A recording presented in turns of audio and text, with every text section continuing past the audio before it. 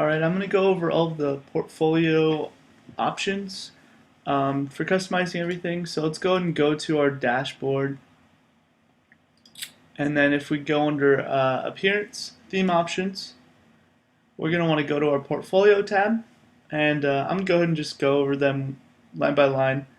So the first one is number of posts per page. So by default, there's 24, and you can make that, a much larger number or smaller number, and that.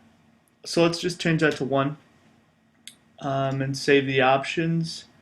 So that just means that there'll be only one portfolio post per page. So if we refresh this, we have our one portfolio, and then we get our pagination at the bottom, and then our page 2 is our second portfolio item. So that one's really simple. It's just basically up to you for how many you want to customize. The default is 24. So I showed you the portfolio single style. It's just the template, whether it's the small version with a small image or the full-size image right there. This one's pretty cool, portfolio titles. I'm going to go ahead and go back to the index. If you want to disable this, you click no, and it's the same thing for the byline and date. Let's click no to both of those. We'll save these options. And basically this one's the title and this one's the byline. And so we basically made both of them go away on the index, and now you just have images. It just kind of depends on whether you want how much content you want to display on the actual index pages for the portfolio.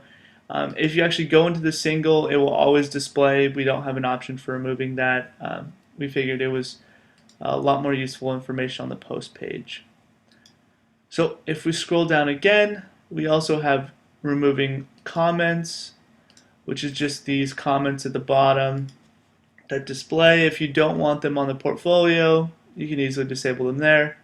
Then the next previous links on the portfolio single, that's just these next and previous links, and they just go to the next or previous portfolio item. And then finally, this is the one thing that I wanted to hit on a lot. I'm just going back to the index. So if we want to, by default, when you hover, you get these icons.